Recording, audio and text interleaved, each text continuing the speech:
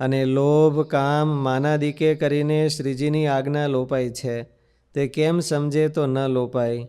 તેનો ઉત્તર છે, મદભયાત વાતી વાતોયમ સૂર્યસ્તપતિ મદભયાત વર્ષતી ઇન્દ્રો દહત્યગ્નિર મૃત્યુશ્ચરતી મદભયાત યન્નામ ધ્યેય શ્રવણાનુકીર્તનાદિયત પ્રવૃણાદ્યત સ્મરણાદપી ક્વચિત સ્વાદોપી સદ્ય સવનાય કલ્પતે કથમ પુનસ્તે ભગવન્નું દર્શનાથ. હે ભગવાન, ચાંડાળ પણ કોઈ વાર આપના નામનું શ્રવણ કરવાથી તથા આપનું સ્મરણ કરવાથી પણ તત્કાળ યજ્ઞ કરવાને યોગ્ય થાય છે. ત્યારે તમારા દર્શનથી યોગ્ય થાય તેમાં કહેવું જ શું? એ 2 શ્લોકમાં જેમ મહિમા કયો છે તથા જેમ મહાવિષ્ણુને કાળરૂપ ઈશ્વર ગળી ગયા એવી રીતનો મહિમા સમજે તો આજ્ઞા લોપાય નહીં. પ્રમાણિકતા માણસ હોય, પ્રમાણિક માણસ હોય અંતરથી, તો એની પાસે ખોટા મોટા હોય ને તોય ડરે. એવું હોય તો કોઈ પ્રમાણિક માણસ હોય ને બીજું ખોટું કામ તો કાંઈ ન હોય, પણ કોઈકને બીડીનું બંધાણ હોય ને કવેન્ડરનું બંધાણ હોય ને આ પ્રમાણિક માણસ હોય તો એની પાસે ન પીવે. શું કરવાનું? એની પાસે કાંઈ સત્તા ન હોય, કાંઈ ન હોય તોય એવું શું કરવા કરે? સચ્ચાઈ ના થાય. સચ્ચાઈ છે એમાં એટલી બધી તાકાત હોય છે કે બીજા ખોટા ડરે. આ લોકની ગમે એટલી શક્તિ હોય તો સચ્ચાઈની તાકાતથી બધા ડરે. બીજું વિશ્વ અંગ્રેજ સત્તા હતી ને ત્યારે ત્યાંના અહીંયા ઇન્ડિયામાં ગવર્નરો મળતા. અંગ્રેજોની તો સત્તા બહુ મોટી હતી, આખી પૃથ્વીમાં રાજ હતું. એની કોલોનીઓ ગણાતી. આ ભારત છે એ કોલોની ગણાતી. એટલે કોલોનીઓ ગણાતી, એમાં એક એક ગવર્નર મૂકતા હોય. એ ગવર્નર કેવા હોય? અહીંના આપણે જે IASની ડિગ્રી છે ને એવી નાની એક બીજી ડિગ્રી હતી. એ એક ડિગ્રી હોય તો આવા 10 IAS ભેળા થાય તોય આપણે મોરારજી દેસાઈ ને HM પટેલ ને એ બધા નાના થયેલા હતા. એટલે એવી ડિગ્રી વાળા પછી ભેળા કરીને પછી આ કોલોનીમાં મોકલતા હોય ને પછી આ બધા ચર્ચિલ બધાને પૂછે કે આમાં ઇન્ડિયા કોણ કોણ જવાના છે. એટલે પેલા બધા 20-25 વર્ષના હોય, કોઈ 30 વર્ષના એવા હોય, પાસ થયા હોય ફ્રેશ. એ બધા એમ કે ઊંચી આંગળી કરે કે ભાઈ અમે જવાના છીએ. એટલે એની નોખી સભા કરે. નોખી સભા કરીને કહી દઈએ એને એક ભલામણ કે તમને બધાને એક ભલામણ કરવાની છે.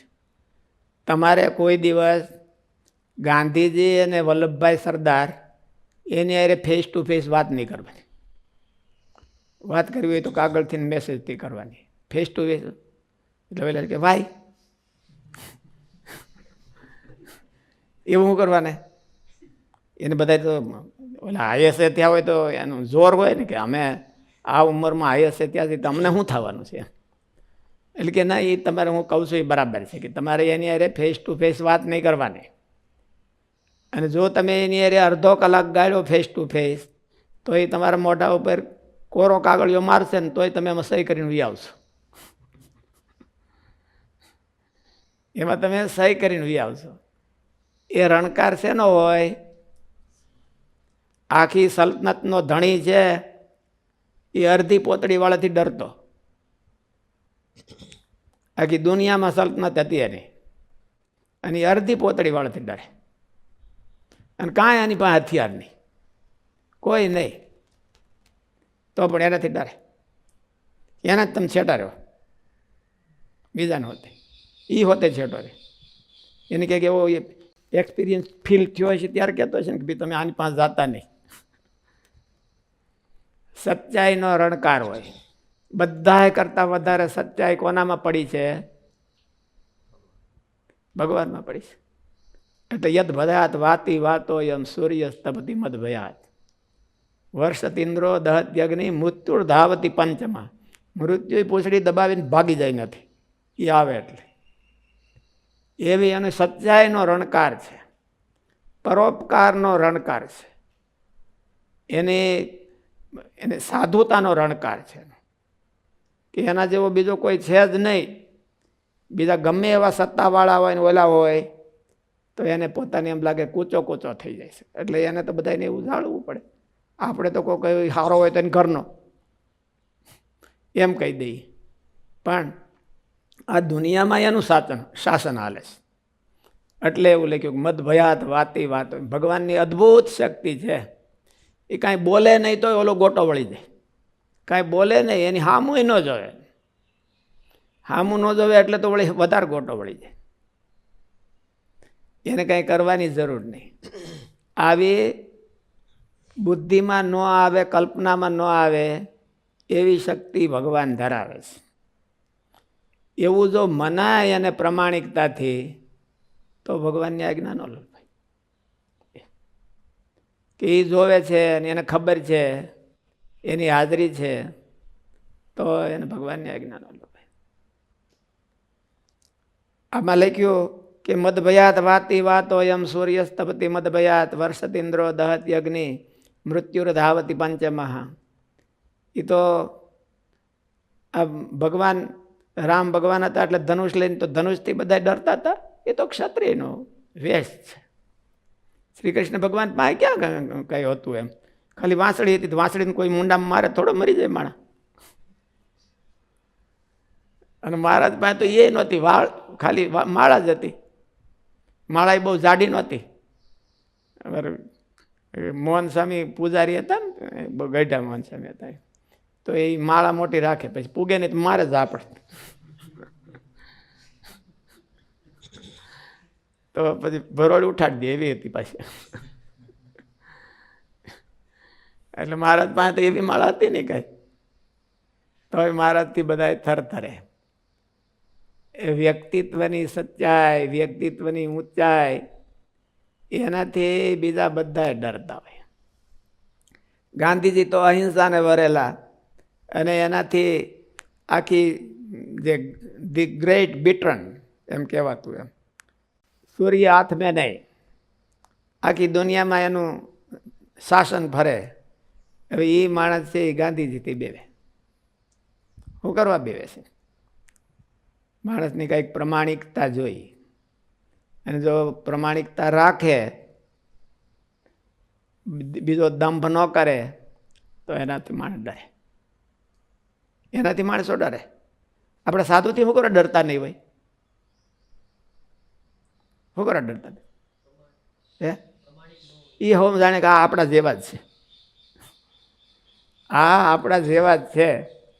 ઓલું બધે આ બધો સાધુતાનો પરોપકારનો ને તો બધો દેખાવ ડ્રામા કરે છે આપણા જેવા, એટલે ન ડરે.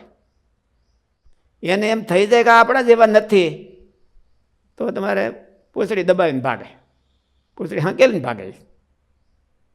એને પ્રતીતિ નથી એવી એટલે નથી ડરતા કોઈ એમ. જો એને પ્રતીતિ થાય તો હંધાય ડરે. શાસ્ત્રીજી મહારાજથી બધા ડરતા, હરિભક્તો ડરતા ને ઓલા બધા ડરતા. કોઈ પાસે હું ન કરવા આવે, શું કરવાનું ન આવે? હે હું શું કરવાનો આવે? સચ્ચાઈ મોટા મોટા ડરતા હોય, વાહેથી બધું બોલે, હામેથી કહેવાની કોઈ હિંમત ન કરે. એવા માલિપાથી સચ્ચાઈનો સાધુતાનો રણકાર હોવો જોઈએ, પ્રમાણિકતાથી, તો એનાથી ડરે. ભગવાનમાં તો બધુંય છે. એટલે રાવણની પાસે શું ખામી હતી, તો એ ડરે શું કરવા? પેલું તો કીર્તન બોલે છે ને, ઝાડ હલે ત્યાં ઝબકી જાતો, ભે ભરાણો એના મનમાં. એમ ઝાડવું હલે સીતાજીની ચોરી કરવા ગયો તો ઝાડવાનું પાંદડું ખખડે તો મનમાં આમ ફડકી ગયો કે રે રામ આવ્યા કે લક્ષ્મણ આવ્યા, રામ આવ્યા કે લક્ષ્મણ આવ્યા. દેવતાઓને ઊંઘ ન આવતી એનાથી. રાવણ બાપા નીકળ્યા હોય અહીંયા તો આપણે હુવાય નહીં,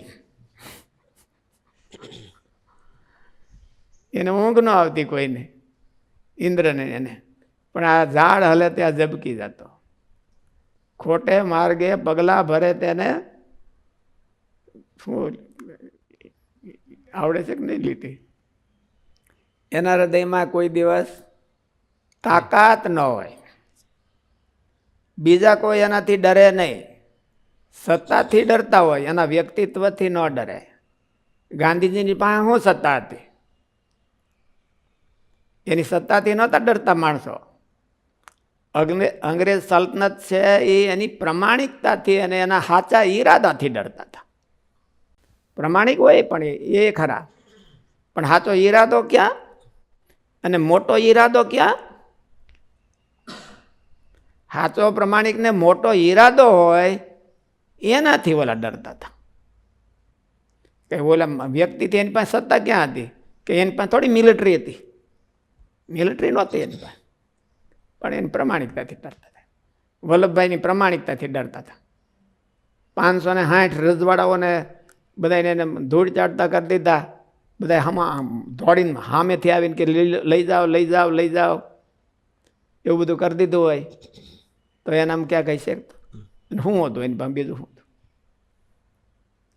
એટલે માણસમાં સચ્ચાઈ જોઈએ, અને એ ભગવાન પાસેથી બધી આવી છે. એટલે ભગવાન પાસે તો ઢગલો છે, એટલે એનાથી બધા ડરે છે. શક્તિવાળા હોય એ શું કરે? એની પાસે ડરતા હોય. મૃત્યુ ધાવતી પંચમાં, મૃત્યુ પૂંછડી દબાવીને ભાગે છે. ધાવતી એ પાછા ઓલા બધા તો હાલે ને, આ દોડે ભાગે. એવી કાંઈક સચ્ચાઈ હોય માણસમાં, જીવનની તાકાત હોય તો એનાથી માણસો ડરે. એટલે ખોટા માણસો ડરે, સાચા માણસો રાજી થાય. જે વાંકડી ભ્રુકુટીથી વળી કાળ ત્રાસે, પછી મનમાં હુલાશે. તે દેખીને હરિજનો મનમાં હુલાશે. એને કાળ નથી દેખાતો, એને તો મજા આવે છે. ધ્યાન કરીએ આપણે ભ્રકુટીનું. એટલે ખોટા ને ભયરૂપ છે, અને આજ્ઞા લોપી ખોટું કહેવાય, ખાતું કહેવાય. એટલે ખોટા ને ભયરૂપ છે. જો એવું જણાય તો એનાથી આજ્ઞા ન લોપાય.